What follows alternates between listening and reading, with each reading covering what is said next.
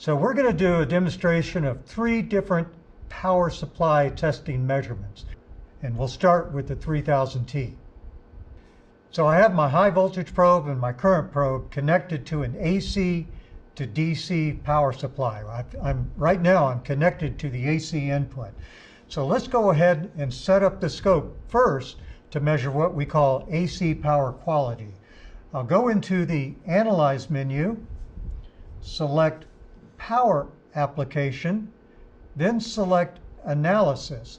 And here you can see the various automated power measurements I can perform. Power quality, inrush current, current harmonics, switching loss, slew rate modulation, and down here at the bottom we have a couple of frequency response measurements. We'll show that in just a few minutes. Let's go back up here and select Power Quality, go into the Signals menu, shows you how to connect up to the AC input, and you can assign which probe is voltage, which is current, and select how many cycles do you want to perform this measurement on. The default is 2. I'm going to change it to 5, and then just select Auto Setup. And right away I can see, first of all, I got a little bit of need to degauss.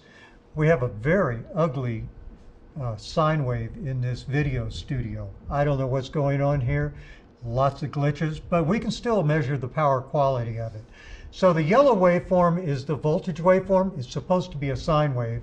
The green waveform is the current waveform. It's pulsed. And then the purple waveform, it automatically turned on waveform math and multiplied voltage times current to give you power.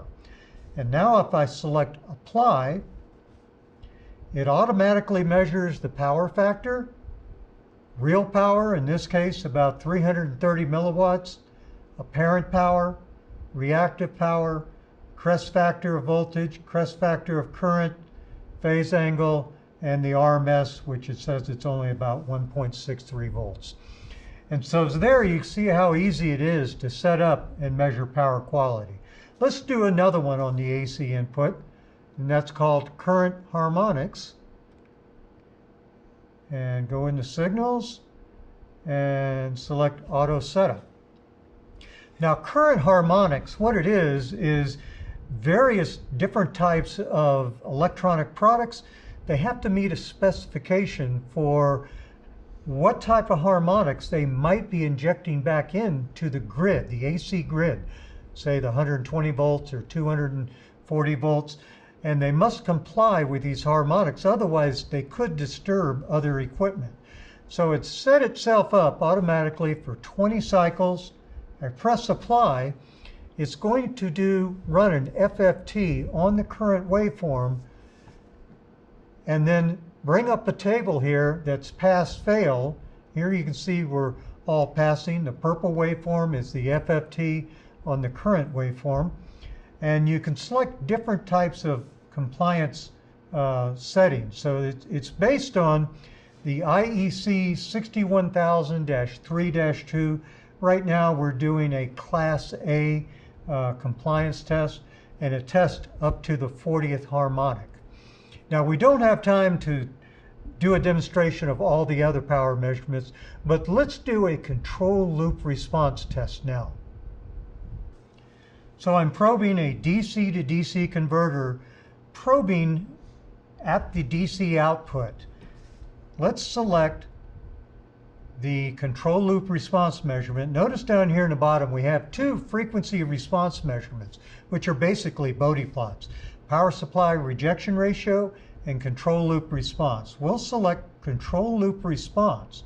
This is an important measurement. It measures the stability of the feedback network in the power supply. You don't want your power supply oscillating. You want a nice clean output. And that's what a control loop response will tell you. Let's open the setup dialog. We can sweep as low as 10 hertz all the way up to 20 megahertz. Let's start at 1 kilohertz and go up to, let's say, 10 megahertz. And I'm going to change my input amplitude, test amplitude, to 350 millivolts. Now, normally, people in the past have used network analyzers or standalone frequency response analyzers for this particular measurement. But Keysight innovated this measurement capability in the oscilloscope before any other vendors. So let's go ahead and run the test. The green waveform is V out. The yellow waveform, which looks very noisy, it's actually switching noise on the output of the power supply, that is V in. The blue trace you see creeping across screen, that's the gain trace. The red trace is the phase trace. You can read the gain on the left and the phase on the right, and you can see the grid here goes from 1 kilohertz to 10 megahertz. And then when it completes the sweep, it automatically measures what's known as phase margin, which occurs where the gain crosses 0 dB. It says we have 49 degrees at about 50 kilohertz. That is good. It says we're probably not going to oscillate. The other important point is where the phase crosses 0 degrees, and that's called gain margin. And we have about 12 dB of gain margin at about 129 kilohertz. So this is a good test here.